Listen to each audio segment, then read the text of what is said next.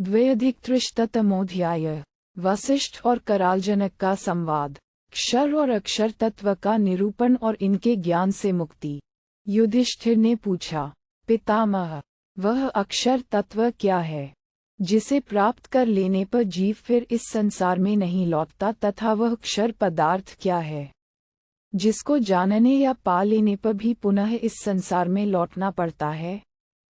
शत्रुसूदन, महाबाहु, कुरुनंदन, क्षर और अक्षर के स्वरूप को स्पष्ट रूप से समझने के लिए ही मैंने आपसे ये प्रश्न किया है। वेदों के पारंगत विद्वान ब्राह्मण, महाभाग महर्षि तथा महात्मा यति भी आपको ज्ञान निधि कहते हैं। अब सूर्य के दक्षिणायन में रहने के थोड़े ही दिन शेष हैं। भगवान सूर्य के उत्तरायण में पदार्पण करते ही आप परमधाम को पधारेंगे। आपके चले जाने पर हम लोग अपने कल्याण की बातें किससे सुनेंगे? आप कुरुवंश को प्रकाशित करने वाले प्रदीप हैं और ज्ञानदीप से उद्भासित हो रहे हैं। अतः कुरुकुल धुरंधर राजेंद्र, मैं आप ही के मुँह से ये सब सुनना चाहता हूँ। आपके इन अमृतमय वचनों को सुनकर मुझे तृप्ति नहीं होती है, अतएव आप मुझे ये क्षर अक्षर का विषय बताइए। भीष्म जी ने कहा, युधिष्ठिर, इस विषय में कराल नामक जनक और वशिष्ठ का जो संवाद हुआ था वही प्राचीन इतिहास में तुम्हें बतलाऊंगा। एक समय की बात है, ऋषियों में सूर्य के समान तेजस्वी मुनिश्रेष्ठ वशिष्ठ अपने आश्रम पर विराजमान थे। वहां राजा जनक ने पहुंचकर उनसे परम कल्याणकारी ज्ञान के विषय में पूछा। मित्रावरुण के पुत्र वशिष्ठ जी अध्यात्म विषयक प्रवचन में अत्यंत कुशल थे और उन्हें अध्यात्म ज्ञान का निश्चय हो गया था। वे एक आसन पर विराजमान थे। पूर्व काल में कराल नामक राजा जनक ने उन मुनिव के पास जा हाथ जोड़कर प्रणाम किया और सुंदर अक्षरों से युक्त विनयपूर्ण तथा कुतर्करहित मधुर वाणी में इस प्रकार पूछा, भगवान, जहाँ से मनीषी पुरुष पुनः इस संसार में लौटकर नहीं आते हैं, उस सनातन पर ब्रह्म के स्वरूप का मैं वर्णन सुनना चाहता हूँ, तथा जिसे क्षर कहा गया है उसे भी जानना चाहता हूँ, जिसमें इसका क्षरण लय होता है, और जिसे अक्षर कहा गया है उस निर्विकार कल्याणमय शिव स्वरूप अधिष्ठान का भी ज्ञान प्राप्त करना चाहता हूँ। वशिष्ठ जी ने कहा, भूपाल, जिस प्रकार इसका क्षय परिवर्तन होता है उसको, तथा जो किसी भी काल में क्षरित नष्ट नहीं होता, उस अक्षर को भी बता रहा हूँ। सुनो, देवताओं के 12,000 वर्षों का एक चतुर्युग होता है। इसी को कल्प अर्थात महायुग समझो। ऐसे 1000 महायुगों का ब्रह्मा जी का एक दिन बताया जाता है। राजन, उनकी रात्रि भी इतनी ही बड़ी होती है जिसके अंत में वे जागते हैं। अनंत कर्मा ब्रह्मा जी सबके अग्रज और महान भूत हैं। ये संपूर्ण विश्व उन्हीं का स्वरूप है, जो अनिमा, लघिमा और प्राप्ति आदि सिद्धियों पर शासन करने वाले हैं। वे कल्याण स्वरूप निराकार परमेश्वर ही उन मूर्तिमान ब्रह्म की सृष्टि करते हैं। परमात्मा ज्योतिः स्वरूप स्वयं प्रकट और अविनाशी हैं। उनके हाथ, पैर, नेत्र, मस्तक और मुख सब ओर हैं। कान भी सब ओर हैं। वे संसार में सबको व्याप्त करके स्थित हैं। परमेश्वर से उत्पन्न जो सबके अग्रज भगवान हिरण्यगर्भ हैं, यही बुद्धि कहे गए हैं। योगशास्त्र में यही महान कहे गए हैं।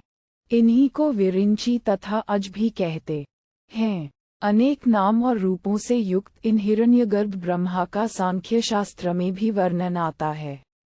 ये विचित्र रूपधारी विश्वात्मा और एकाक्षर कहे गए हैं। इस अनेक रूपों वाली त्रिलोकी की रचना उन्होंने ही की है और स्वयं ही इसे व्याप्त कर रखा है। इस प्रकार बहुत से रूप धारण करने के कारण वे विश्वरूप माने गए हैं। ये महातेजस्वी भगवान हिरण्यगर्भ विकारकों प्राप्त हो स्वयं ही अहंकार की और उसके अभिमानी प्रजापति की सृष्टि करते हैं। इनमें निराकार से साकार रूप में प्रकट होने वाली मूल प्रकृति को तो विद्यासक कहते हैं और महतत्व एवं अहंकार को अविद्यासक कहते हैं। अविधि, ज्ञान और विधि कर्म की उत्पत्ति भी उस परमात्मा से ही हुई है। श्रुति तथा शास्त्र के अर्थ का विचार करने वाले विद्वानों ने उन्हें विद्या और अविद्या बतलाया है। पृथ्वीनाथ, अहंकार से जो सूक्ष्म भूतों की सृष्टि होती है उसे तीसरा सर्ग समझो। सात्विक, राजस और तामस भेद से 3 प्रकार के अहंकारों से जो चौथी सृष्टि उत्पन्न होती है उसे वैकृत सर्ग समझो। आकाश, वायु, तेज, जल और पृथ्वी, ये 5 महाभूत तथा शब्द, स्पर्श, रूप, रस और गंध, ये 5 विषय वैकृत सर्ग के अंतर्गत हैं। इन 10 की उत्पत्ति एक ही साथ होती है, इसमें संशय नहीं है। राजेंद्र, 5वां भौतिक सर्ग समझो, जो प्राणियों के लिए विशेष प्रयोजनीय होने के कारण सार्थक है।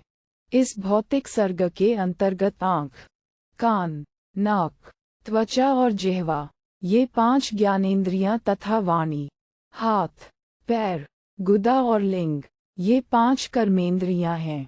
पृथ्वीनाथ, मन सहित इन सब की उत्पत्ति भी एक ही साथ होती है। ये 24 तत्व संपूर्ण प्राणियों के शरीरों में मौजूद रहते हैं। तत्वदर्शी ब्राह्मण इनके यथार्थ स्वरूप को जानकर कभी शोक नहीं करते हैं। नरश्रेष्ठ, तीनों लोकों में जितने देहधारी हैं उन सब में इन्हीं तत्वों के समुदाय को देह समझना चाहिए।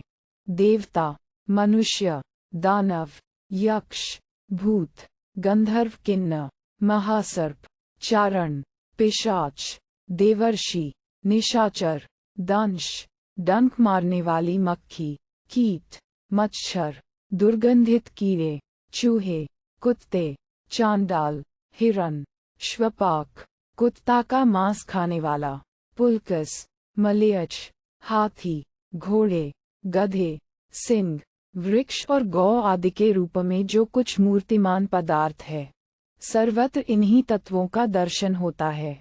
पृथ्वी, जल और आकाश में ही देहधारियों का निवास है और कहीं नहीं, यह विद्वानों का निश्चय है, ऐसा मैंने सुन रखा है।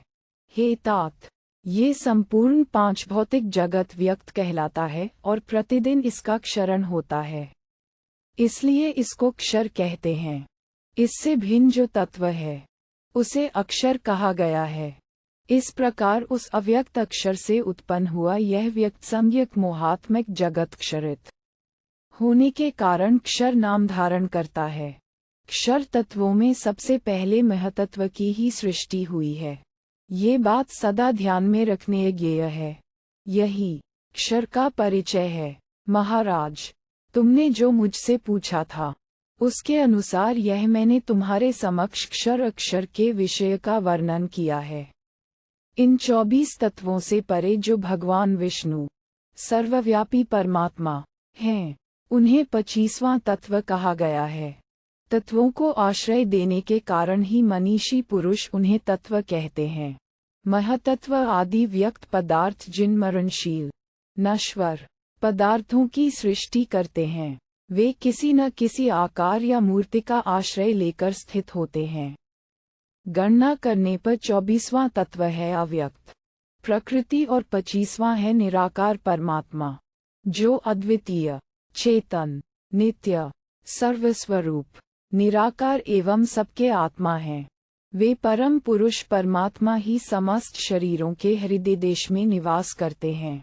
यद्यपि सृष्टि और प्रलय प्रकृति के ही धर्म हैं, पुरुष तो उनसे सर्वथा संबंध रहित है, तथापि उस प्रकृति के संसर्गवश पुरुष भी उस सृष्टि और प्रलय रूप धर्म से संबद्ध सा जान पड़ता है। इंद्रियों का विषय न होने पर भी इंद्रिय गोचर सा हो जाता है तथा निर्गुण होने पर भी गुणवान सा जान पड़ता है। इस प्रकार सृष्टि और प्रलय के तत्व को जानने वाला यह महान आत्मा अविकारी होकर भी प्रकृति के संसर्ग से युक्त हो विकारवान सा हो जाता है एवं प्राकृत बुद्धि से रहित होने पर भी शरीर में आत्माभिमान कर लेता है। प्रकृति के संसर्गवश ही वह सत्वगुण, रजोगुण और तमोगुण से युक्त हो जाता है तथा अज्ञानी मनुष्यों का संग करने से उन्हीं की भांति अपने को शरीरस्थ समझने के कारण वह उन सात्विक, राजस तामस योनियों में जन्म ग्रहण करता है। प्रकृति के सहवास से अपने स्वरूप का बोध लुप्त हो जाने के कारण पुरुष ये समझने लगता है कि मैं शरीर से भिन्न नहीं हूँ, मैं ये हूँ, वह हूँ, अमुक का पुत्र हूँ, अमुक जाति का हूँ। इस प्रकार कहता हुआ वह सात्विक आदि गुणों का ही अनुसरण करता है। वह तमोगुण से मोह आदि नाना प्रकार के तामस भावों को, रजोगुण से प्रकृति आदि राजस भावों को तथा सत्वगुण का आश्रय लेकर प्रकाश आदि सात्विक भावों को प्राप्त होता है। सत्वगुण, रजोगुण और तमोगुण से क्रमशः शुक्ल, रक्त और कृष्ण ये 3 वर्ण प्रकट होते हैं। प्रकृति से जो रूप प्रकट हुए हैं वे सब इन्हीं तीनों वर्णों के अंतर्गत हैं। तमोगुणी प्राणी नरक में पड़ते हैं, राजस स्वभाव के जीव मनुष्य लोक में जाते हैं तथा सुख के भागी सात्विक पुरुष देवलोक को प्रस्थान करते हैं। अत्यंत केवल पाप कर्मों के फलस्वरूप जीव पशु पक्षी आदि तिर्यक योनि को प्राप्त होता है। पुण्य और पाप दोनों के सम्मिश्रण से मनुष्य लोक मिलता है तथा केवल पुण्य से प्राणी देवोनि को प्राप्त होता है। इस प्रकार ज्ञानी पुरुष प्रकृति से उत्पन्न हुए पदार्थों को क्षर कहते हैं। उपर्युक्त 24 तत्वों से भिन्न जो 25वां तत्व परम पुरुष परमात्मा बताया गया है वही अक्षर है। उसकी प्राप्ति ज्ञान से ही होती है। इस प्रकार श्री महाभारत शांति पर्व के अंतर्गत मोक्षधर्म पर्व में वशिष्ठ और करालजनक का संवाद विषयक 302वां अध्याय पूरा हुआ। त्रयोधिकत्रिशतमोऽध्याय। प्रकृति संसर्ग के कारण जीव का अपने को नाना प्रकार के कर्मों का कर्ता और भोक्ता मानना एवं नाना योनियों में बारंबार जन्म ग्रहण करना। वशिष्ठ जी कहते हैं, राजन, इस प्रकार जीव बोधहीन होने के कारण अज्ञान का ही अनुसरण करता है। इसीलिए उसे एक शरीर से सहस्रों शरीरों में भ्रमण करना पड़ता है। वह गुणों के साथ संबंध होने से उन्हीं गुणों की सामर्थ्य से कभी सहस्रों बार तिर्यक योनियों में और कभी देवताओं में जन्म लेता है। कभी मानव योन से स्वर्गलोक में जाता है और कभी स्वर्ग से मनुष्यलोक में लौट आता है। मनुष्यलोक से कभी कभी अनंत नरकों में भी पड़ता है। जैसे रेशम का कीड़ा अपने ही उत्पन्न किए हुए तंतुओं से अपने को सब ओर से बांध लेता है, उसी प्रकार यह निर्गुण आत्मा भी अपने ही प्रकट किए हुए प्राकृत गुणों से बंध जाता है। वह स्वयं सुख दुख आदि द्वंद्वों से रहित होने पर भी भिन्न भिन्न योनियों में जन्म धारण करके सुख दुख को भोगता है। उसे कभी सिर में दर्द होता, कभी आंख दुखती, कभी दांत में व्यथा होती और कभी गले में घेघा निकल आता है।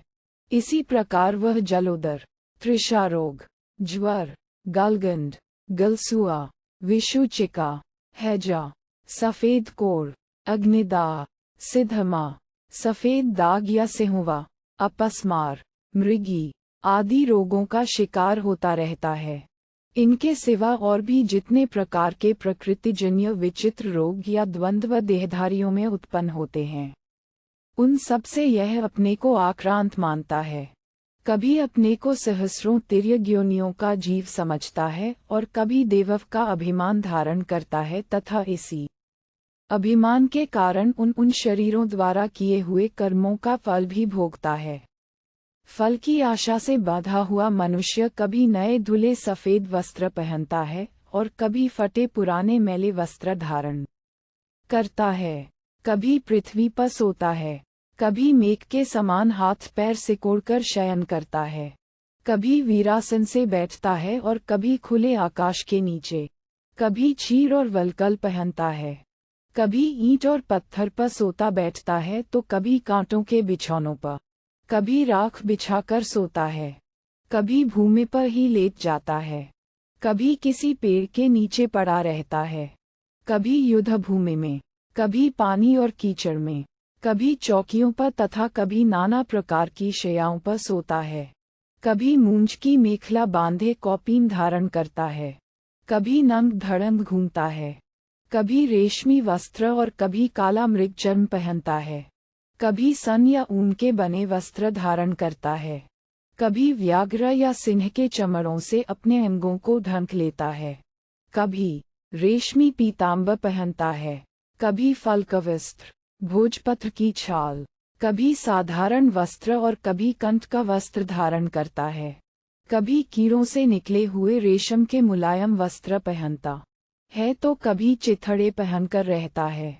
वह अज्ञानी जीव इनके अतिरिक्त भी नाना प्रकार के वस्त्र पहनता, विचित्र विचित्र भोजनों के स्वाद लेता और भांति भांति के रत्न धारण करता है। कभी एक रात का अंतर देकर भोजन करता है, कभी दिन रात में एक बार अन्न ग्रहण करता है और कभी दिन के चौथे, छठे या आठवें पहर में भोजन करता है। कभी 6 रात बिताकर खाता है और कभी 7, 8, 10 अथवा 12 दिनों के बाद अन्न ग्रहण करता है।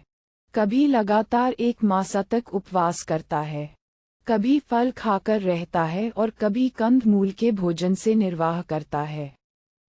कभी पानी हवा पीकर रह जाता है, कभी तिल की खली, कभी दही और कभी गोबर खाकर ही रहता है। कभी वह गोमूत्र का भोजन करने वाला बनता है, कभी वह साग, फूल या सेवार खाता है तथा कभी जल का आचमन मात्र करके जीवन निर्वाह करता है। कभी सूखे पत्ते और पेड़ से गिरे हुए फलों को ही खाकर रह जाता है। इस प्रकार सिद्धि पाने की अभिलाषा से वह नाना प्रकार के कठोर नियमों का सेवन करता है। कभी विधिपूर्वक चांद्रायण व्रत का अनुष्ठान करता और अनेक प्रकार के धार्मिक चिन्ह धारण करता है। कभी चारों आश्रमों के मार्ग पर चलता और कभी विपरीत पथ का भी आश्रय लेता है। कभी नाना प्रकार के उपाश्रमों तथा भांति भांति के पाखंडों को अपनाता है। कभी एकांत में शिलाखंडों की छाया में बैठता और कभी झरनों के समीप निवास करता है।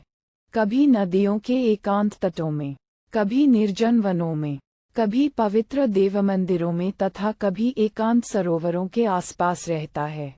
कभी पर्वतों की एकांत गुफाओं में, जो गृह के समान ही होती हैं, निवास करता है।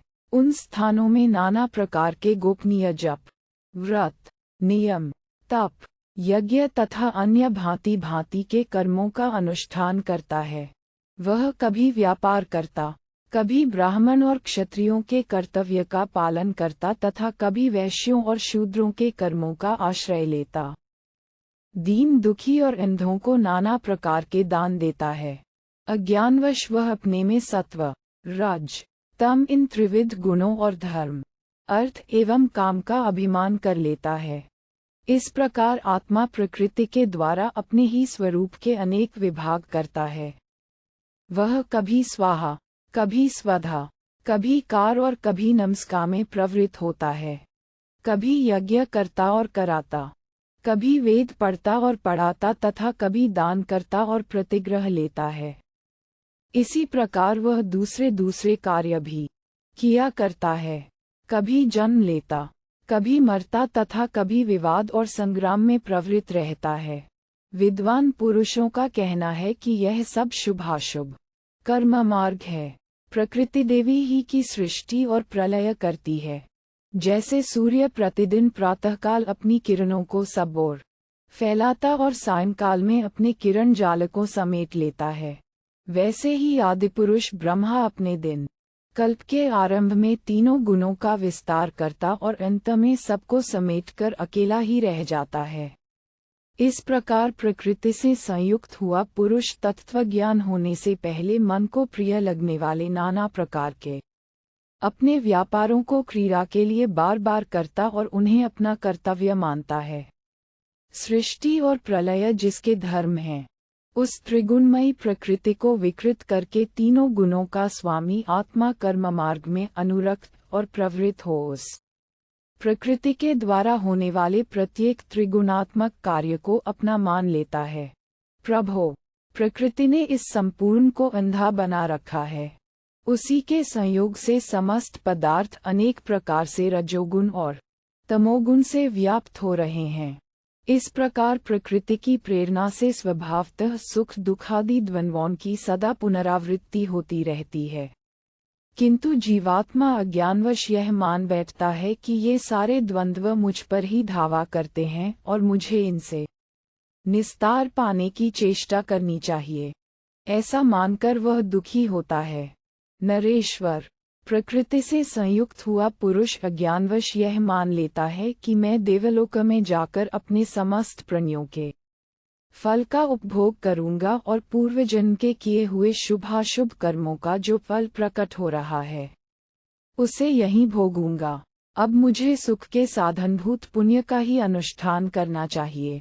उसका एक बार भी अनुष्ठान कर लेने पर मुझे आजीवन सुख मिलेगा तथा भविष्य में भी प्रत्येक जन्म में सुख की प्राप्ति होती रहेगी। यदि इस जन्म में मैं बुरे कर्म करूंगा तो मुझे यहाँ भी अनंत दुख भोगना पड़ेगा। ये मानव जन्म महान दुख से भरा हुआ है। इसके सिवा पाप के फल से नरक में भी डूबना पड़ेगा। नरक से दीर्घकाल के बाद छुटकारा मिलने पर मैं पुनः मनुष्य लोक में जन्म लूंगा। मानव यौन से पुण्य के फलस्वरूप देवोनी में जाऊंगा और वहां से पुण्य क्षीण होने पर पुनः मानव शरीर में जन्म लूंगा। इसी तरह बारी बारी से वह जीव मानव यौन से नरक में और नरक से मानव योनि में आता जाता रहता है। आत्मा से भिन्न तथा आत्मा के गुण चैतन्य आदि से युक्त जो इंद्रियों का समुदाय शरीर में ऐसी भावना रखता है कि यह मैं हूँ, वही देवलोक, मनुष्यलोक, नरक तथा तिर्यक योनि में जाता है। स्त्री पुत्र आदि के प्रति ममता से बंधा हुआ पुरुष उन्हीं के संसर्ग में रहकर सहस्र सहस्र कोटि सृष्टि पर्यंत नश्वर शरीरों में ही सदा चक्कर लगाता रहता है। जो इस प्रकार शुभाशुभ फल देने वाला कर्म करता है वही तीनों लोकों में शरीर धारण करके इन उपर्युक्त फलों को पाता है। वास्तव में तो प्रकृति ही शुभाशुभ फल देने वाले कर्मों का अनुष्ठान करती है और तीनों लोकों में इच्छानुसार विचरण करने वाली वह प्रकृति ही उन कर्मों का फल भोगती है। किंतु पुरुष अज्ञान के कारण कर्ता भोक्ता बन जाता है। तिर्यक योनि, मनुष्य योनि तथा देवलोक में देवोनि ये कर्म फल भोग के 3 स्थान हैं। इन सबको प्राकृत समझो। मुनिगण प्रकृति को लिंग रहित बताते हैं, किंतु हम लोग विशेष हेतुओं के द्वारा ही उसका अनुमान कर सकते हैं। इसी प्रकार अनुमान द्वारा ही हमें पुरुष के स्वरूप का अर्थात उसके होने का ज्ञान होता है। पुरुष स्वयं छिद्र रहित होते हुए भी प्रकृति निर्मित चिह्न स्वरूप विभिन्न शरीरों का अवलंबन करके छिद्रों में स्थित रहने वाली इंद्रियों का अधिष्ठाता बनकर उन सब के कर्मों को अपने में मान लेता है। इसमें श्रोत्र आदि 5 ज्ञानेंद्रियां और वाक आदि 5 कर्मेंद्रियां अपने अपने गुणों के साथ गुणमय शरीरों में स्थित हैं। किंतु ये जीव वास्तव में इंद्रियों से रहित है तो भी यह मानता है कि मैं ही ये सब कर्म करता हूँ और मुझ में ही सब इंद्रियां हैं। इस प्रकार यह छिद्र शून्य होकर भी अपने को छिद्रयुक्त मानता है। वह लिंग सूक्ष्म शरीर से हीन होने पर भी अपने को उससे युक्त मानता है। कालधर्म मृत्यु से रहित होकर भी अपने को कालधर्मी मरणशील समझता है। सत्व से भिन्न होकर भी अपने को सत्वरूप मानता है तथा महाभूतादि तत्व से रहित होकर भी अपने आप को तत्वस्वरूप समझता है। वह मृत्यु से सर्वथा रहित है तो भी अपने को मृत्युग्रस्त मानता है। अचर होने पर भी अपने को चलने फिरने वाला मानता है। क्षेत्र से भिन्न होने पर भी अपने को क्षेत्र मानता है। सृष्टि से उसका कोई संबंध नहीं होने पर भी सृष्टि को अपनी ही समझता है। वह कभी तप नहीं करता तो भी अपने को तपस्वी मानता है। कहीं गमन नहीं करता तो भी अपने को आने जाने वाला समझता है। संसार रहित होकर भी अपने को संसारी और निर्भय होकर भी अपने को भयभीत मानता है। यद्यपि वह अक्षर अविनाशी है तो भी अपने को क्षर नाशवान समझता है तथा बुद्धि से परे होने पर भी बुद्धिमत्ता का अभिमान रखता है। इस प्रकार श्री महाभारत शांति पर्व के अंतर्गत मौषधर्म पर्व में वशिष्ठ और करालजनक का संवाद विषयक 303वां अध्याय पूरा हुआ। तारांकन किसी टीकाकार ने सिद्धमा का अर्थ खांसी और दमा भी किया है। परंतु कोश प्रसिद्ध अर्थ सफेद दाग या सिंहुवा ही है। चतुर्धिक-त्रिशतमोऽध्यायः प्रकृति के संसर्ग दोष से जीव का पतन। वशिष्ठ जी कहते हैं, राजन, इस तरह अज्ञान के कारण अज्ञानी पुरुषों का संग करने से जीव का निरंतर पतन होता है तथा उसे हजारों करोड़ बार जन्म लेने पड़ते हैं। वह पशु पक्षी मनुष्य तथा देवताओं की योनियों में तथा एक स्थान से सहस्रों स्थानों में बारंबार मरकर जाता और जन्म लेता है। जैसे चंद्रमा का सहस्रों बार क्षय और सहस्रों बार वृद्धि होती रहती है, उसी प्रकार अज्ञानी जीव भी अज्ञानवश ही सहस्रों बार लय को प्राप्त होता है और जन्म लेता है। राजन, चंद्रमा की 15 कलाओं के समान जीवों की 15 कलाएं ही उत्पत्ति के स्थान हैं। अज्ञानी जीव उन्हीं को अपना आश्रय समझता है, परंतु उसकी जो 16वीं कला है उसको तुम नित्य समझो। वह चंद्रमा की अमा नामक 16वीं कला के समान है। अज्ञानी जीव सदा बारंबार उन्हीं कलाओं में स्थित हुआ जन्म ग्रहण करता है। वे ही कलाएं जीव के आश्रय लेने योग्य हैं, अतः जीव का उन्हीं से पुनः पुनः जन्म होता रहता है। अमा नामक जो 16वीं सूक्ष्म कला है, वही सोम है, अर्थात जीव की प्रकृति है। ये तुम निश्चित रूप से जान लो। देवता लोग अर्थात अंतःकरण और इंद्रियगण, जिनको 15 कलाओं के नाम से कहा गया, वे उस 16वीं कला का उपयोग नहीं कर सकते, किंतु वे 16वीं कला अर्थात उन सब की कारणभूता प्रकृति ही उनका उपयोग करती है। नृपश्रेष्ठ, जीव अपने अज्ञानवश उस 16वीं कला रूप प्रकृति के संयोग का क्षय नहीं कर पाता, इसलिए बारंबार जन्म ग्रहण करता है। वह ही कला जीव की प्रकृति अर्थात उत्पत्ति का कारण देखी गई है। उसके संयोग का क्षय होने पर ही मोक्ष की प्राप्ति बताई जाती है। मूल प्रकृति 10 इंद्रियां, 1 प्राण और 4 प्रकार का अंतःकरण, इन 16 कलाओं से युक्त जो ये सूक्ष्म शरीर है, इसे यह मेरा है ऐसा मानने के कारण अज्ञानी जीव उसी में भटकता रहता है। 25वां तत्वरूप जो महान आत्मा है, वह निर्मल एवं विशुद्ध है। उसको न जानने के कारण तथा शुद्ध अशुद्ध वस्तुओं के सेवन से वह निर्मल संग्रहित आत्मा भी शुद्ध और अशुद्ध वस्तुओं के सदृश हो जाता है। पृथ्वीनाथ, अविवेकी के संग से विवेकशील भी अविवेकी हो जाता है। नृपश्रेष्ठ, इसी प्रकार मूर्ख भी विवेकशील का संग करने से विवेकशील हो जाता है, ऐसा समझना चाहिए। त्रिगुणात्मिका प्रकृति के संबंध से निर्गुण आत्मा भी त्रिगुणमय सा हो जाता है। इस प्रकार श्री महाभारत शांति पर्व के अंतर्गत मोक्षधर्म पर्व में वशिष्ठ और करालजनक का संवाद विषयक 304वां अध्याय पूरा हुआ।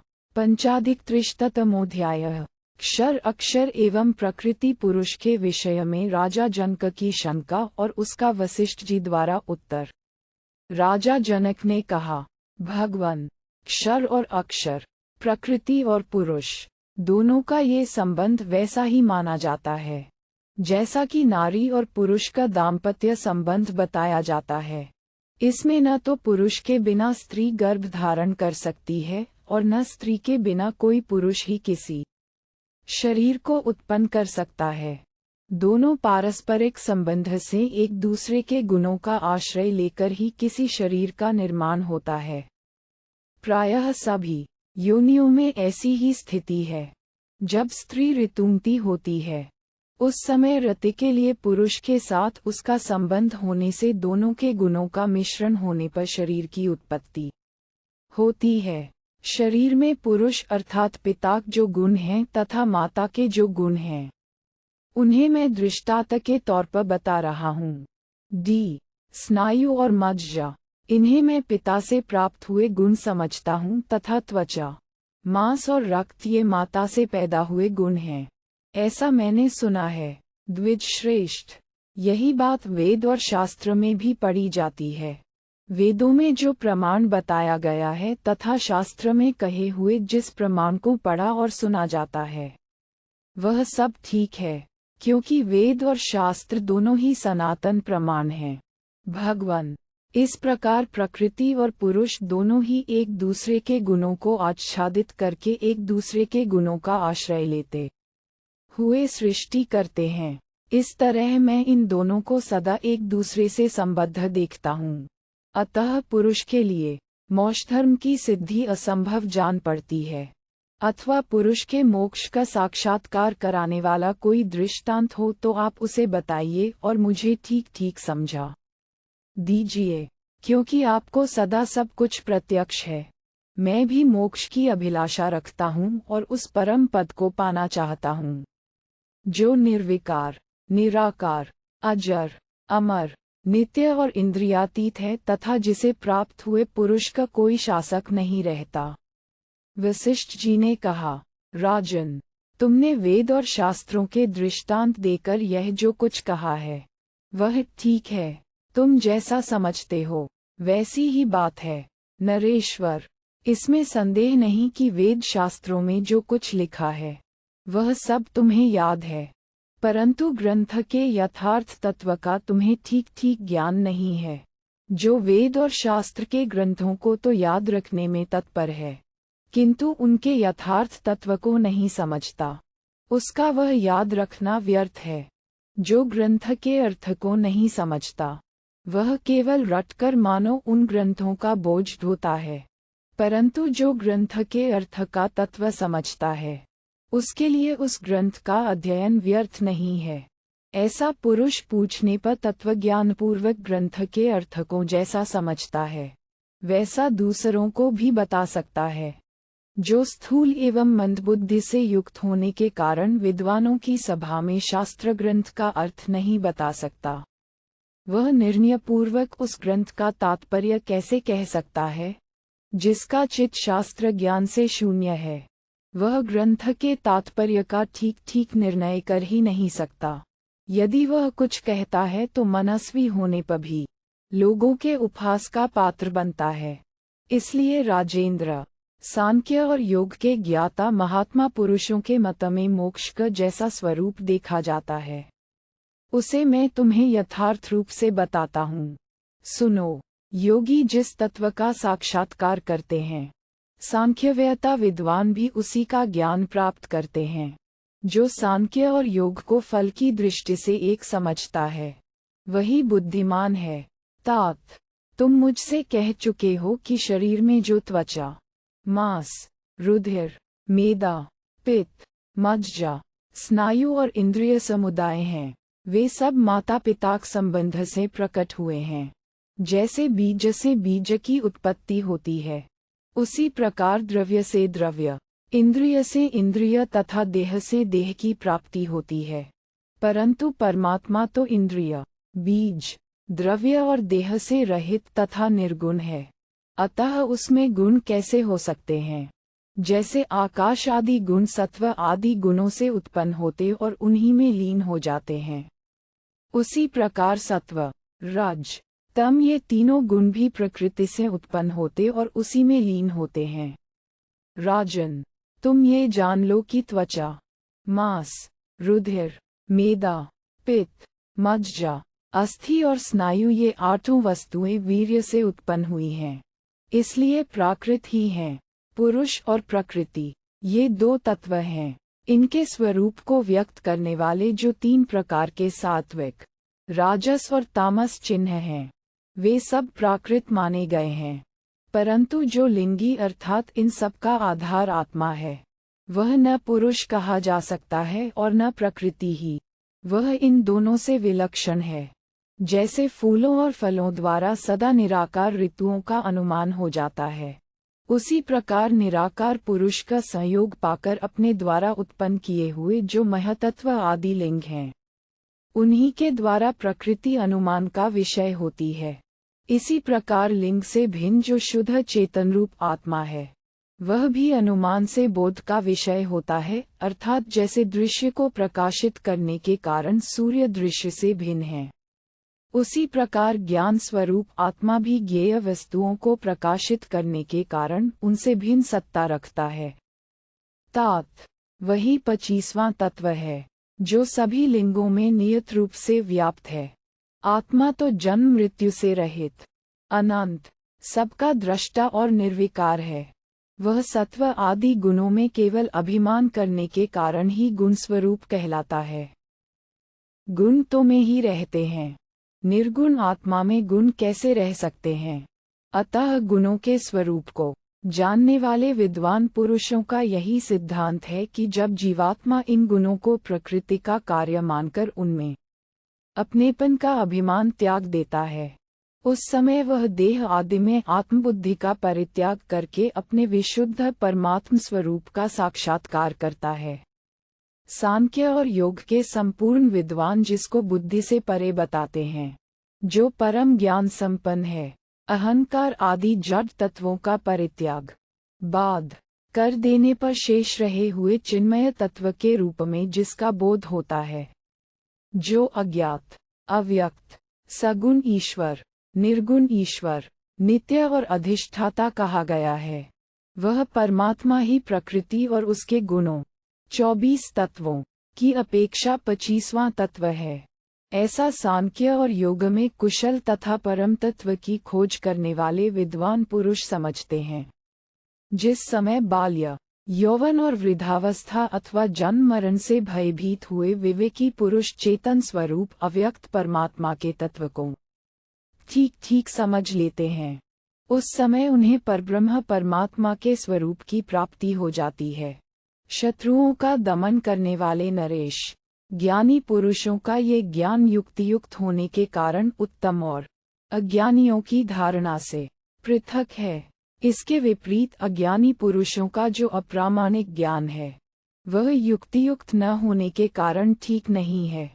ये पूर्वोक्त सम्यक ज्ञान से पृथक है। क्षर और अक्षर के तत्व का प्रतिपादन करने वाला ये दर्शन मैंने तुम्हें बताया है।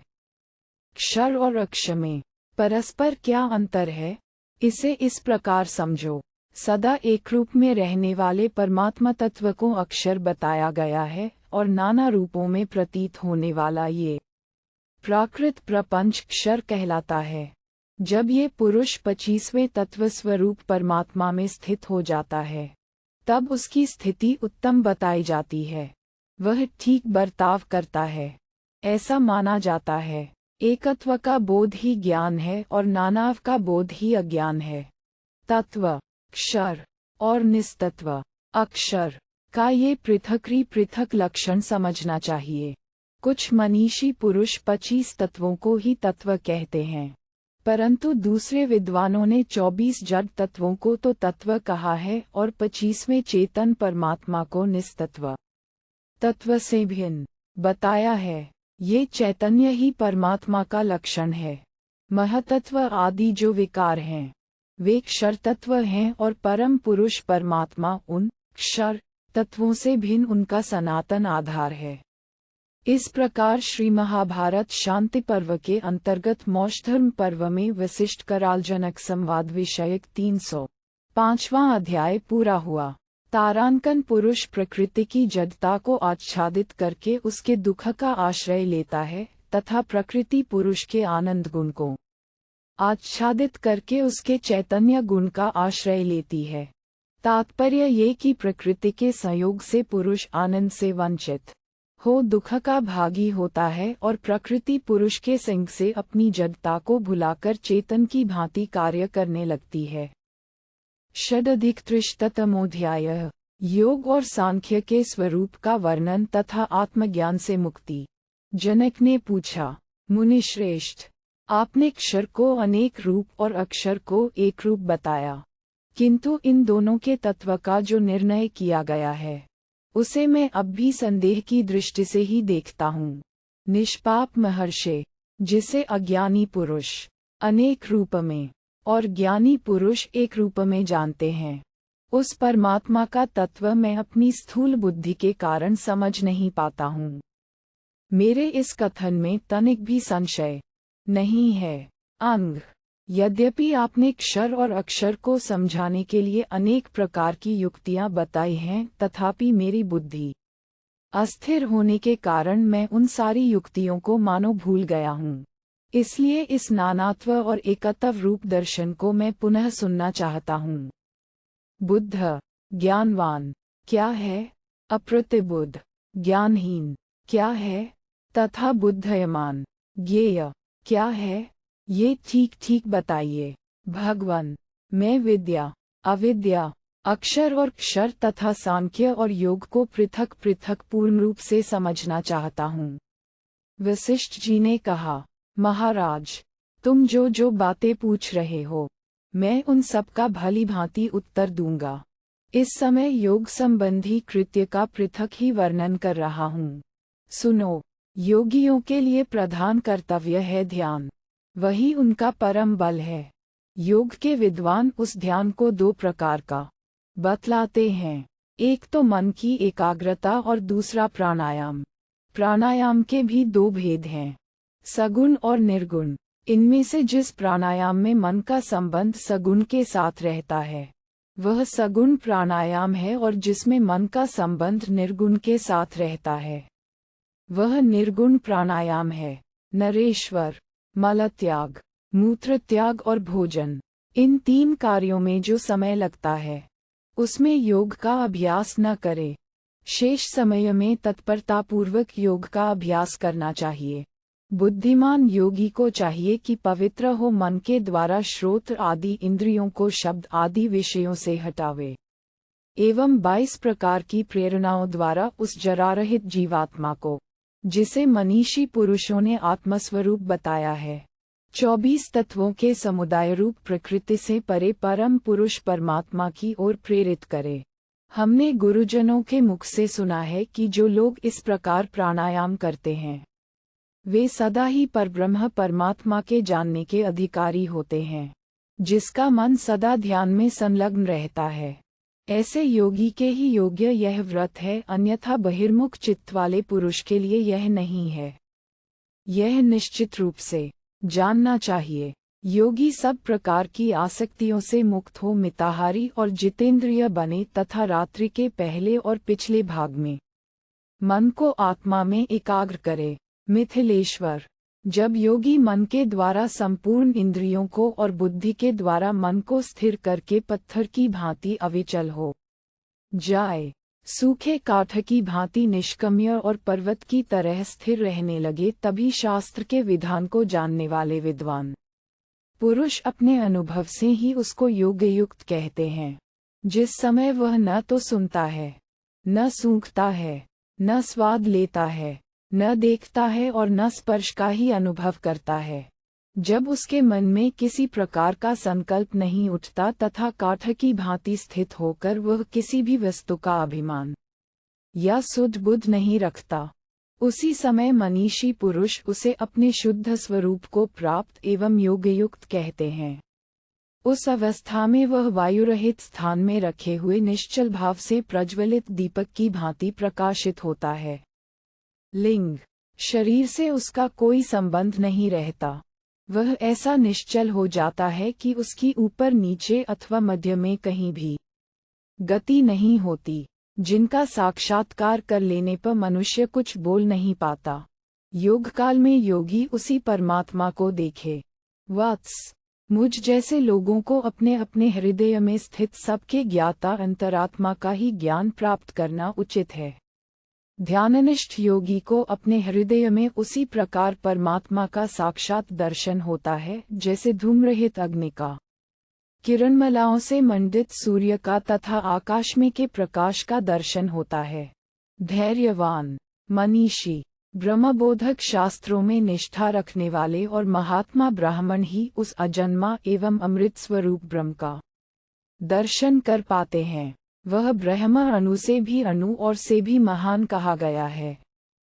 संपूर्ण प्राणियों के भीतर वह अंतर्यामी रूप से अवश्य स्थिर रहता है, तथापि किसी को दिखाई नहीं देता है। सूक्ष्म बुद्धि रूप धन संपन्न पुरुष ही मनोमय दीपक के द्वारा उस लोकसृष्टा परमात्मा का साक्षात्कार कर सकते हैं। वह परमात्मा महान अंधकार से परे और तमोगुण से रहित है, इसलिए वेद के पारगामी सर्वज्ञ पुरुषों ने उसे तमोनुद, अज्ञान नाशक कहा है। वह निर्मल, अज्ञान रहित, लिंगहीन और अलिंग नाम से प्रसिद्ध, उपाधि शून्य है। यही योगियों का योग है। इसके सिवा योग का और क्या लक्षण हो सकता है। इस तरह साधना करने वाले योगी सबके दृष्टा अजर अमर परमात्मा का दर्शन करते हैं। यहाँ तक मैंने तुम्हें यथार्थ रूप से योग दर्शन की बात बताई है। अब सांख्य का वर्णन करता हूँ। यह विचार प्रधान दर्शन है।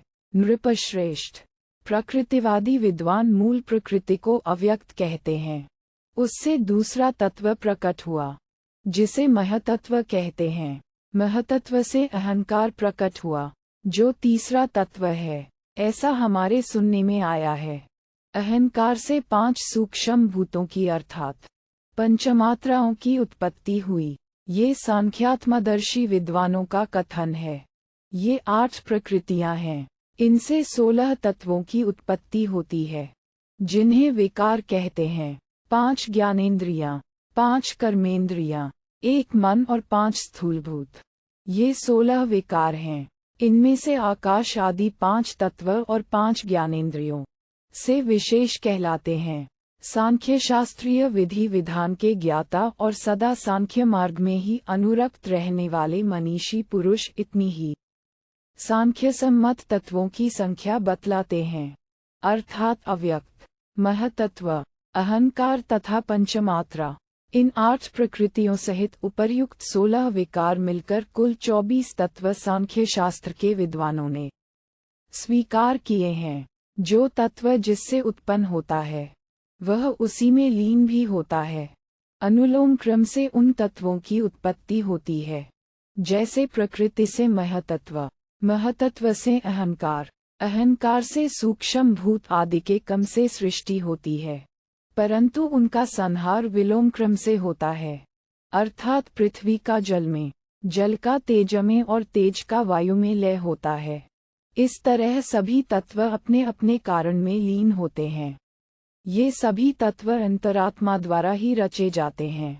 जैसे समुद्र से उठी हुई लहरें फिर उसी में शांत हो जाती हैं, उसी प्रकार संपूर्ण गुण तत्व सदा अनुलोम क्रम से उत्पन्न होते और विलोम क्रम से अपने कारणभूत गुणों तत्व में ही लीन हो जाते हैं।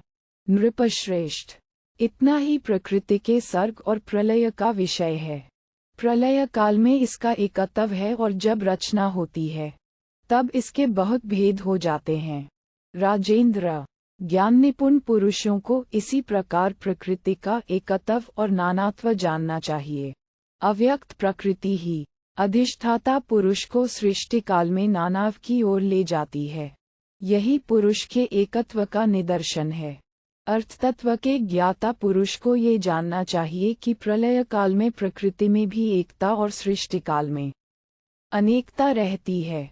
इसी प्रकार पुरुष भी प्रलय काल में एक ही रहता है, किंतु सृष्टि काल में प्रकृति का प्रेरक होने के कारण उसमें नानाव का आरोप हो जाता है।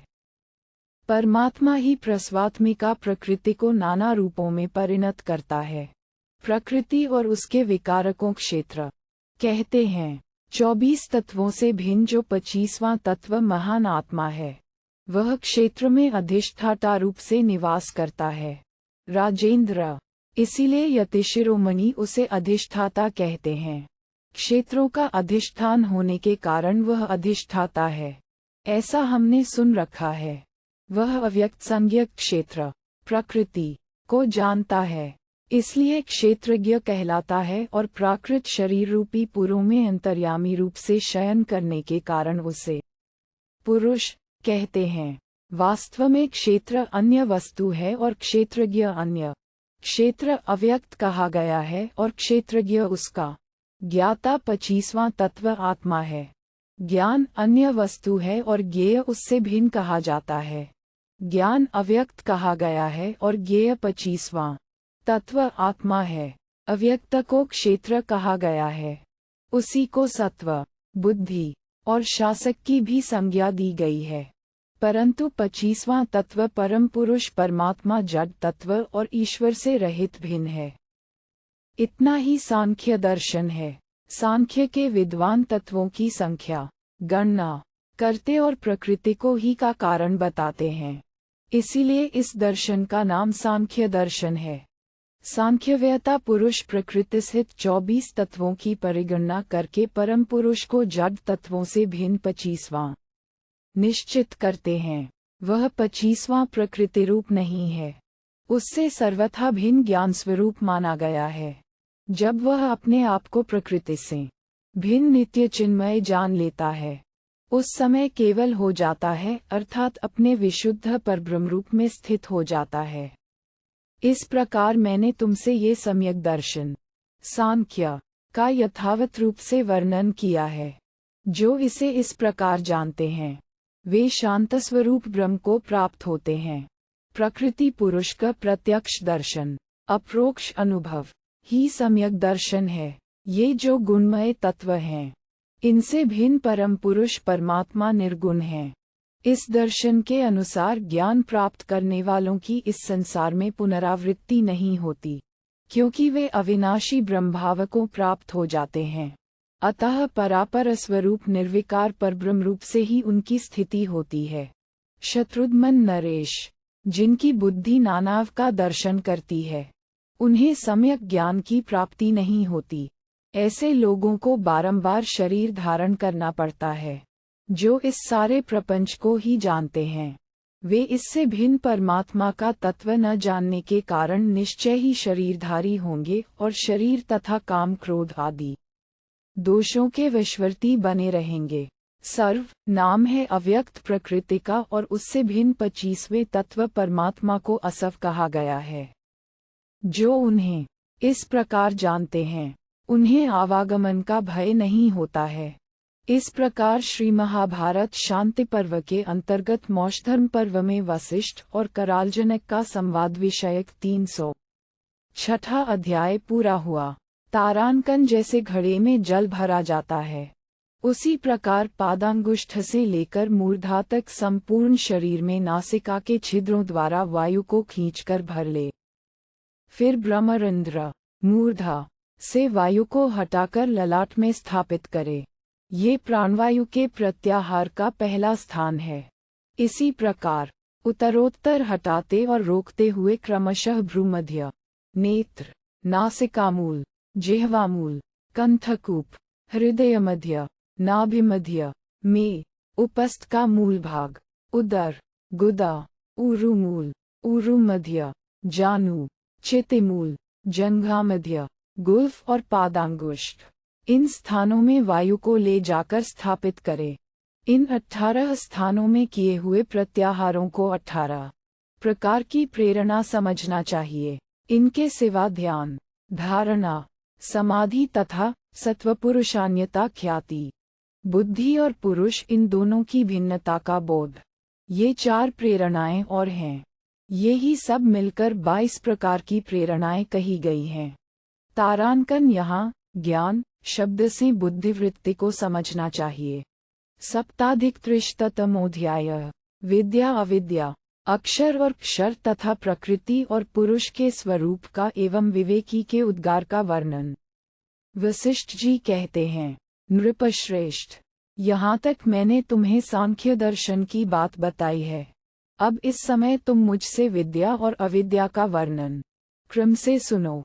मुनियों ने सृष्टि और प्रलय रूप धर्म वाले कार्य सहित अव्यक्त को ही अविद्या कहा है तथा 24 तत्वों से परे जो 25वां तत्व परम पुरुष परमात्मा है, जो सृष्टि और प्रलय से रहित है, उसी को विद्या कहते हैं। तात ऋषियों ने जिस प्रकार सांख्य दर्शन की बात बताई है, उसी प्रकार तुम अव्यक्त का जो पारस्परिक भेद है, उनमें जो जिसकी विद्या है अर्थात श्रेष्ठ है, उसका वर्णन क्रम से सुनो। हमने सुन रखा है कि समस्त कर्मेंद्रियों की विद्या ज्ञानेंद्रियां मानी गई हैं, अर्थात कर्मेंद्रियों से ज्ञानेंद्रियां श्रेष्ठ हैं और ज्ञानेंद्रियों की विद्या पंचमहाभूत हैं। मनीषी पुरुष कहते हैं कि स्थूल पंचभूतों की विद्या मन है और मन की विद्या सूक्ष्म पंचभूत हैं। नरेश्वर, उन सूक्ष्म पंचभूतों की विद्या अहंकार है, इसमें कोई संशय नहीं है, तथा अहंकार की विद्या बुद्धि मानी गई है। नरश्रेष्ठ, अव्यक्त नाम वाली जो परमेश्वरी प्रकृति है, वह संपूर्ण तत्वों की विद्या है। यह विद्या जानने योग्य है। इसी को ज्ञान की परम विधि कहते हैं। 25वें तत्व के रूप में जिस परम पुरुष परमात्मा की चर्चा की गई है, उसी को अव्यक्त प्रकृति की परम विद्या बताया गया है। राजन, वही संपूर्ण ज्ञान का सर्वरूप ज्ञेय है। ज्ञान अव्यक्त कहा गया है और परम पुरुष ज्ञेय बताया गया है। उसी प्रकार ज्ञान अव्यक्त है और उसका ज्ञाता परम पुरुष है। राजन, मैंने तुम्हारे समक्ष यथार्थ रूप से विद्या सहित अविद्या का विशेष रूप से वर्णन किया है। अब जो क्षर और अक्षर तत्व कहे गए हैं, उनके विषय में मुझसे सुनो। सांख्यमत में प्रकृति और पुरुष दोनों को ही अक्षर कहा गया है तथा यही दोनों क्षर भी हैं। मैं अपने ज्ञान के अनुसार इसका यथार्थ कारण बतलाता हूँ। ये दोनों ही अनादि और अनंत हैं, अतः परस्पर संयुक्त होकर दोनों ही ईश्वर सर्वसमर्थ माने गए हैं। सांख्य ज्ञान का विचार करने वाले विद्वान इन दोनों को ही तत्व कहते हैं। सृष्टि और प्रलय प्रकृति का धर्म है, इसलिए प्रकृति को अक्षर कहा गया है। वही प्रकृति महतत्व आदि गुणों की सृष्टि के लिए बारंबार विकारकों प्राप्त होती है, इसलिए उसे क्षर भी कहा जाता है। महतत्व आदि गुणों की उत्पत्ति प्रकृति और पुरुष के परस्पर संयोग से होती है, अतः एक दूसरे का अधिष्ठान होने के कारण पुरुष को भी क्षेत्र कहते हैं। योगी जब अपने योग के प्रभाव से प्रकृति के गुण समूह को अव्यक्त मूल प्रकृति में विलीन कर देता है, तब उन गुणों का विलय होने के साथ साथ 25वां तत्व पुरुष भी परमात्मा में मिल जाता है। इस दृष्टि से उसे भी क्षर कह सकते हैं। तात, जब कार्यभूत गुण कारणभूत गुणों में लीन हो जाते हैं, उस समय सब कुछ एकमात्र प्रकृति विरूप हो जाता है तथा जब क्षेत्रज्ञ भी परमात्मा में लीन हो जाता है, तब उसका भी पृथक अस्तित्व नहीं रहता। विदेहराज, उस समय त्रिगुणमयी प्रकृति क्षरत्व नाश को प्राप्त होती है और पुरुष भी गुणों में प्रवृत्त न होने के कारण निर्गुण गुणातीत हो जाता है। इस प्रकार जब क्षेत्र का ज्ञान नहीं रहता अर्थात पुरुष को प्रकृति का ज्ञान नहीं रहता, तब वह स्वभाव से ही निर्गुण है। ये हमने सुन रखा है। जब ये पुरुष क्षर होता है अर्थात परमात्मा में लीन हो जाता है, उस समय वह प्रकृति के सगुणत्व को और अपने निर्गुणत्व को यथार्थ समझ लेता है। इस तरह ज्ञानवान पुरुष जब ये जान लेता है कि मैं अन्य हूँ और यह प्रकृति मुझसे भिन्न है, तब वह प्रकृति से रहित हो जाने से अपने शुद्ध स्वरूप में स्थित होता है। राजेंद्र, प्रकृति से संयोग के समय उससे अभिन्न सा प्रतीत होने के कारण ये पुरुष तद्रूपता को प्राप्त हुआ सा जान पड़ता है, परंतु उस अवस्था में भी उसका प्रकृति के साथ मिश्रण नहीं होता, उसकी ता बनी रहती है। इस प्रकार पुरुष प्रकृति के साथ संयुक्त और पृथक भी दिखाई देता है। जब वह प्राकृत गुण समुदाय को कुत्सित समझकर उससे विरत हो जाता है, उस समय वह परम दर्शनीय परमात्मा का दर्शन पा जाता है और उसको देखकर फिर भी उसका त्याग नहीं करता अर्थात उससे अलग नहीं होता। जिस समय जीवात्मा को विवेक होता है, उस समय वह यूं विचार करने लगता है, ओह, मैंने यह क्या किया। जैसे मछली अज्ञानवश स्वयं ही जाकर जाल में फंस जाती है, उसी प्रकार मैं भी आज तक यहाँ इस प्राकृत शरीर का ही अनुसरण करता रहा। जैसे मत्स्य पानी को ही अपने जीवन का मूल समझकर एक जलाशय से दूसरे जलाशय को जाता है, उसी तरह मैं भी मोहवश एक शरीर से दूसरे शरीर में भटकता रहा। जैसे मत्स्य अज्ञानवश अपने को जल से भिन्न नहीं समझता, उसी प्रकार मैं भी अपनी अज्ञता के कारण इस प्राकृत शरीर से अपने को भिन्न नहीं समझता था। मुझ मूढ़ को धिक्कार है, जो कि संसार सागर में डूबे हुए इस शरीर का आश्रय ले मोहवश एक शरीर से दूसरे शरीर का अनुसरण करता रहा। वास्तव में इसके भीतर यह परमात्मा ही मेरा बंधु है, इसी के साथ मेरी मैत्री हो सकती है। पहले मैं कैसा भी क्यों न रहा हूँ, इस समय तो मैं इसकी समानता और एकता को प्राप्त हो चुका हूँ। जैसा वह है वैसा ही मैं हूँ। इसी में मुझे अपनी समानता दिखाई देती है। मैं अवश्य इसके ही सदृश हूँ। ये परमात्मा प्रत्यक्ष ही अत्यंत निर्मल है और मैं भी ऐसा ही हूँ। मैं जो कि आसक्ति से सर्वथा रहित हूँ तो भी अज्ञान एवं मोह के वशीभूत होकर इतने समय तक इस आसक्तिमयी जड़ प्रकृति के साथ रमता रहा। इसने मुझे इस तरह वश में कर लिया था कि मुझे आज तक के समय का पता ही न चला। ये तो उच्च, मध्यम तथा नीच सब श्रेणी के लोगों के साथ रहती है। भला इसके साथ मैं कैसे रह सकता हूँ, जो मेरे साथ संयुक्त होकर मेरी समानता करने लगी है। ऐसी इस प्रकृति के साथ मैं मूर्खतावश सहवास कैसे कर सकता हूँ। ये लो, अब मैं स्थिर हो रहा हूँ। मैं निर्विकार होकर भी इस विकारमयी प्रकृति के द्वारा ठगा गया। इतने समय तक इसने मेरे साथ ठगी की है, इसलिए अब इसके साथ नहीं रहूंगा। किंतु यह इसका अपराध नहीं है, सारा अपराध मेरा ही है, जो कि मैं परमात्मा से विमुख होकर इसमें आसक्त हुआ स्थित रहा। यद्यपि मैं सर्वथा अमूर्त हूँ अर्थात किसी आकार वाला नहीं हूँ, तो भी मैं प्रकृति की अनेक रूप वाली मूर्तियों में स्थित हुआ देहरहित होकर भी ममता से परास्त होने के कारण देहधारी बना रहा। पहले जो मैंने इसके प्रति ममता की थी, उसके कारण मुझे भिन्न भिन्न योनियों में भटकना पड़ा। यद्यपि मैं ममता रहित हूँ तो भी इस प्रकृति जनित ममता ने भिन्न भिन्न योनियों में मुझे डालकर मेरी बड़ी दुर्दशा कर डाली। इसके साथ नाना प्रकार की योनियों में भटकने के कारण मेरी चेतना खो गई थी। अब इस अहंकारमयी प्रकृति से मेरा कोई काम नहीं है। अब भी यह बहुत से रूप धारण करके मेरे साथ संयोग की चेष्टा कर रही है, किंतु अब मैं सावधान हो गया हूँ, इसलिए ममता और अहंकार से रहित हो गया हूँ। अब तो इसको और इसकी अहंकार स्वरूपिणी ममता को त्याग कर इससे सर्वथा अतीत होकर मैं निरामय परमात्मा की शरण लूंगा।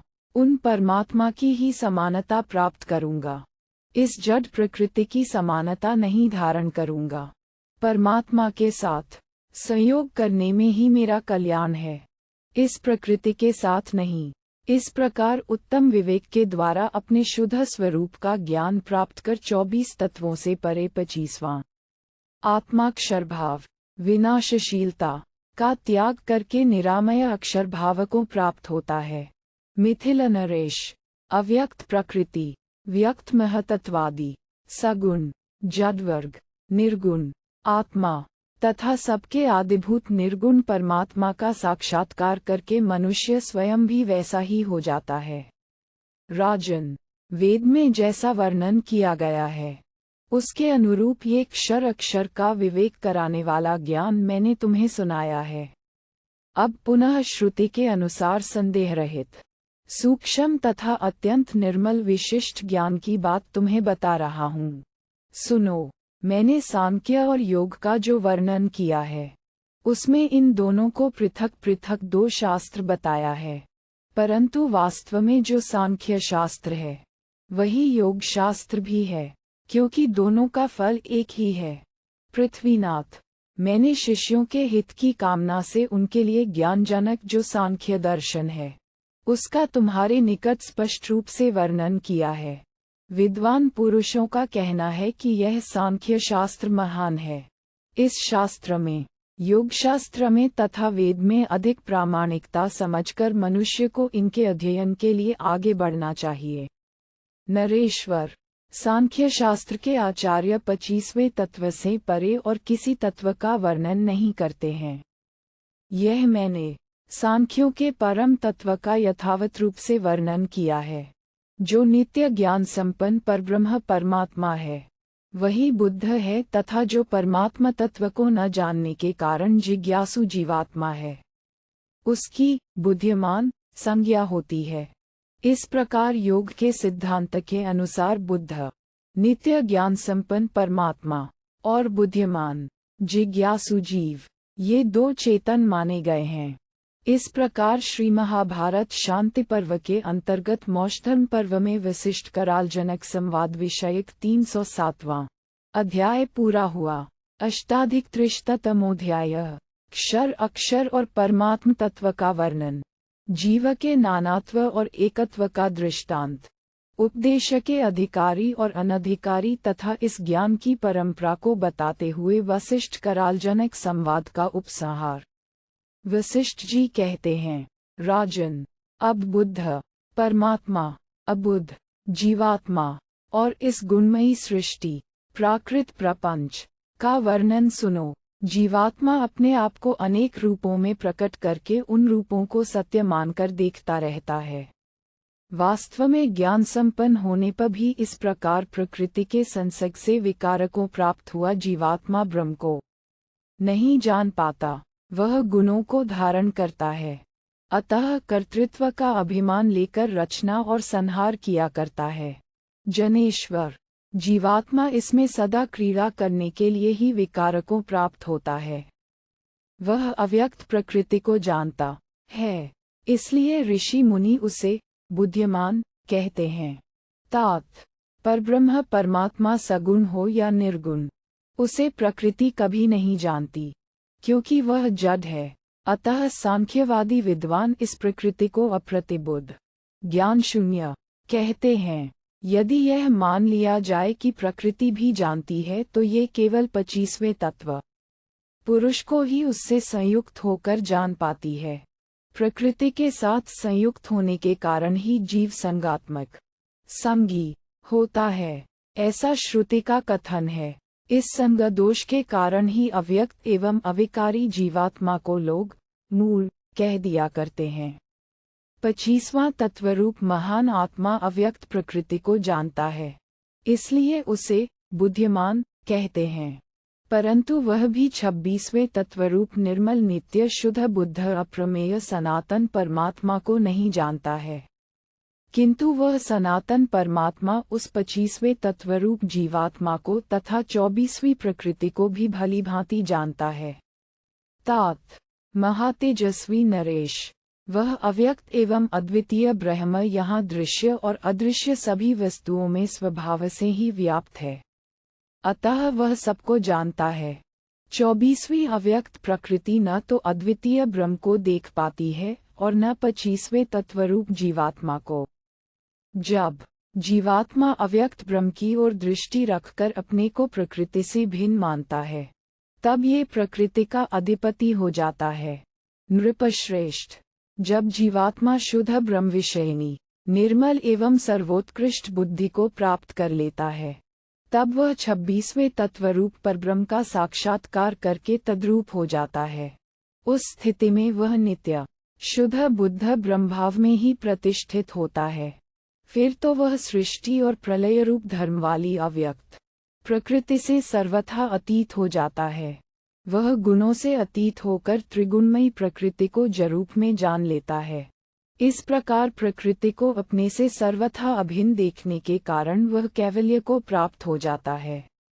केवल अद्वितीय ब्रह्म से मिलकर सब प्रकार के बंधनों से मुक्त हुआ अपने परमार्थ स्वरूप परमात्मा को प्राप्त हो जाता है। इसी को परमार्थ तत्व कहते हैं। ये सब तत्वों से अतीत तथा जरा मरण से रहित है। सबको मान देने वाले नरेश, जीवात्मा तत्वों का आश्रय लेने से ही तत्व सदृश प्रतीत होता है। वास्तव में वह तत्वों का दृष्टामात्र होने के कारण तत्व नहीं है, तत्वों से सर्वथा भिन्न ही है। इस प्रकार मनीषी पुरुष प्रकृति के 24 तत्वों के साथ जीवात्मा को भी एक तत्व मानकर कुल 25 तत्वों का प्रतिपादन करते हैं। तात ये जीवात्मा वास्तव में तत्वों से अतीत है, अतः तद्रूप नहीं होता है, अपितु ज्ञानवान होने के कारण ब्रह्म ज्ञान का उदय होने पर ये शीघ्र ही प्राकृत तत्वों का त्याग कर देता है और उसमें नित्य शुद्ध बुद्ध ब्रह्म के लक्षण प्रकट हो जाते हैं। मैं 25 तत्वों से भिन्न 26वां परमात्मा हूँ, नित्य ज्ञान संपन्न और जानने के योग्य अजर अमर स्वरूप हूँ। इस प्रकार विचार करते करते जीवात्मा केवल विवेक बल से ही ब्रह्मभाव को प्राप्त हो जाता है। इसमें संशय नहीं है। जीव 26वें तत्व ज्ञान स्वरूप परमात्मा के प्रकाश से ही जडवर्ग को जानता है, परंतु उसे जानकर भी परमात्मा को न जानने के कारण वह अज्ञानी ही रह जाता है। यह अज्ञान ही जीव के नानात्वरूप बंधन का कारण बताया जाता है, जैसा कि सांख्य शास्त्र और श्रुतियों द्वारा दिग्दर्शन कराया गया है। जब जीवात्मा बुद्धि के द्वारा जडवर्ग को अपना नहीं समझता अर्थात उससे संबंध नहीं जोड़ता, तब नित्य चेतन परमात्मा से संयुक्त हुए उस जीवात्मा की परमात्मा के साथ एकता हो जाती है। मिथिल नरेश, जब तक जीवात्मा जडवर्ग को अपना समझता है, तब तक उस जडवर्ग की ही समता को वह प्राप्त होता है। यद्यपि वह स्वरूप से असंग है तो भी प्रकृति के संपर्क से आसक्ति रूप धर्म वाला हो जाता है। 26वां तत्व परमात्मा अजन्मा, सर्वव्यापी और संग दोष से रहित है। उसकी शरण लेकर जब जीवात्मा उसके स्वरूप का साक्षात्कार कर लेता है, तब परमात्म ज्ञान के प्रभाव से स्वयं भी सर्वव्यापी हो जाता है तथा 24 तत्वों से युक्त प्रकृति को असार समझकर त्याग देता है। निष्पाप नरेश, इस प्रकार मैंने तुमसे अप्रतिबुद्ध, क्षर बुद्धिमान, अक्षर जीवात्मा और बुद्ध ज्ञान स्वरूप परमात्मा, इन तीनों का श्रुति के निर्देश के अनुसार यथार्थ रूप से प्रतिपादन किया है। शास्त्रीय दृष्टि के अनुसार जीवात्मा के नानात्व और एकत्व को इसी तरह समझना चाहिए, जैसे गूला और उसके कीड़े एक साथ रहते हुए भी परस्पर भिन्न हैं। उसी प्रकार प्रकृति और पुरुष में भी भिन्नता है। जैसे मछली और जल एक दूसरे से भिन्न हैं, उसी प्रकार प्रकृति और पुरुष में भी भेद उपलब्ध होता है। इसी प्रकार प्रकृति और पुरुष की एकता और अनेकता को समझना चाहिए। अव्यक्त प्रकृति का पुरुष से जो नित्य भेद है, उसके यथार्थ ज्ञान से पुरुष उसके बंधन से मुक्त हो जाता है। इसी को मोक्ष कहा गया है। इस शरीर में जो 25वां तत्व अंतर्यामी पुरुष विद्यमान है, उसे अव्यक्त के कार्यभूत महतत्वाय के बंधन से मुक्त करना आवश्यक है, ऐसा विद्वान पुरुष कहते हैं। वह ये जीवात्मा पूर्वोक्त प्रकार से ही मुक्त हो सकता है, अन्यथा नहीं। यही विद्वानों का निश्चय है। ये दूसरे से मिलकर उसी का समानधर्मी हो जाता है। पुरुष प्रवर, जीवात्मा शुद्ध पुरुष का संग करके विशुद्ध धर्म वाला होता है। किसी ज्ञानी या का संग करने से बुद्धिमान होता है। किसी मुक्त से मिलने पर उसमें मुक्त के से ही धर्म या लक्षण प्रकट होते हैं, जिसका प्रकृति से संबंध हट गया है। ऐसे पुरुष से मिलने पर वह विमुक्तात्मा होता है।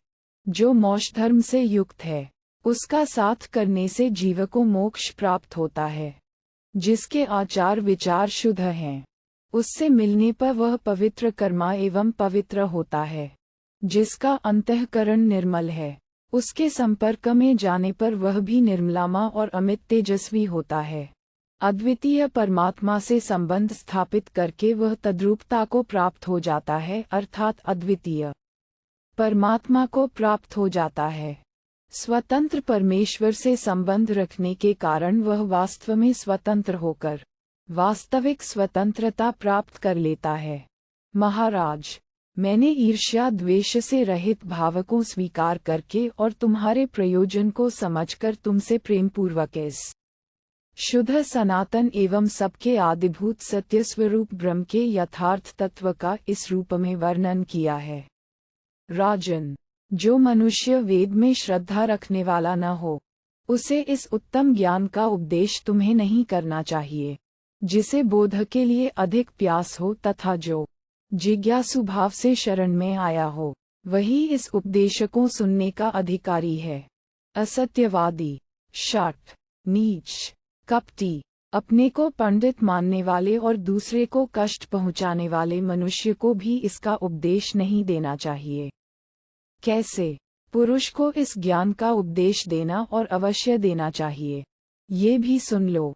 श्रद्धालु, गुणवान, परनिदा से सदा दूर रहने वाले, विशुद्ध योगी, विद्वान, सदा शास्त्रोक्त कर्म करने वाले, क्षमाशील, सबके हितैषी, एकांतरवासी, शास्त्र विधि का आदर करने वाले, विवादहीन, बहुज्ञ, विज्ञ, किसी का अहित न करने वाले तथा इंद्रिय संयम एवं मनोनिग्रह में समर्थ पुरुष को ही इस ज्ञान का उपदेश देना चाहिए। जो इन सद्गुणों से अत्यंत हीन हो, उसे इसका उपदेश नहीं देना चाहिए। ये ज्ञान विशुद्ध पर ब्रह्मस्वरूप बताया गया है। वैसे गुणहीन पुरुष को दिया हुआ ये ज्ञान उसके लिए कल्याणकारी नहीं होगा तथा कुपात्र को उपदेश देने से वह वक्ता का भी कल्याण नहीं करेगा। नरेंद्र, जिसने व्रत और नियमों का पालन न किया हो, वह यदि रत्नों से भरी हुई इस सारी पृथ्वी का राज्य दे तो भी उसे इस ज्ञान का उपदेश नहीं देना चाहिए। परंतु जितेंद्रिय पुरुष को निस्संदेह इस परम उत्तम ज्ञान का उपदेश देना तुझे उचित है। कराल, तुमने मुझसे आज परब्रह्म का ज्ञान सुना है, अतः तुम्हारे मन में तनिक भी भय नहीं होना चाहिए। वह परब्रह्म परम पवित्र, शोक रहित, आदि, मध्य और अंत से शून्य, जन्म मृत्यु से बचाने वाला, निरामय, निर्भय तथा कल्याणमय है। राजन, उसका मैंने यथावत रूप से प्रतिपादन किया है। वही संपूर्ण ज्ञानों का तात्विक अर्थ है। ऐसा जानकर उसका ज्ञान प्राप्त करके आज मोह का परित्याग कर दो। नरेश्वर, जिस प्रकार आज तुमने मुझसे सनातन ब्रह्म का ज्ञान प्राप्त किया है, इसी प्रकार मैंने भी हिरण्यगर्भ नाम से प्रसिद्ध सनातन उग्रचेता ब्रह्मा जी के मुख से उन्हें बड़े यत्न से प्रसन्न करके इसे प्राप्त किया था।